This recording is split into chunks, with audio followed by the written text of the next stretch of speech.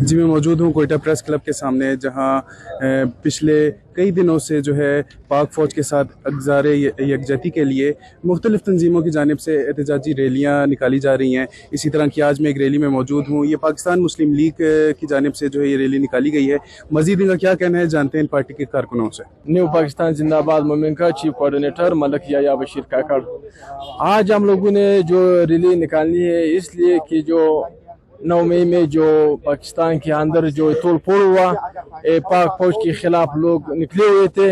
हम लोग इसके सख्त अल्फाज में मजम्मत करता है।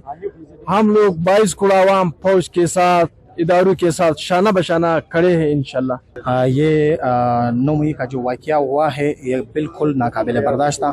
इसलिए हमने पाकिस्तान का जो न्यू प्रेसिडेंट सदर सैफुल्लाह खान साहब और बलूचिस्तान में सरदार साहब की तौसीफ से रैली निकाली गई है। जिन लोगों ने ये काम किया है इसके लिए ये नाकाबिल बर्दाश्त है।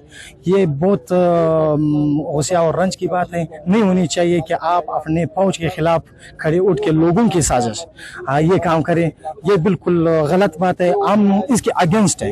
तो हम इनमें ये कहना चाहते हैं कि जिस लोगों ने ये काम किया है इसके खिलाफ एक्शन होनी चाहिए और इसको कड़ी से सख्त सजा देनी चाहिए। जी, जैसे कि हमने पाकिस्तान मुस्लिम लीग के कारकुनों से जाना, तो उनका कहना है कि 9 मई को जो पीटीआई के कारकुनों की जानिब से जो पीटीआई के कारकुन डी ट्रैक हुए और उनकी जानिब से जो तोड़ फोड़ की गई उसके हम खिलाफ हैं और हम पाक फ़ौज के साथ इकज़ार यकजहती करते हैं।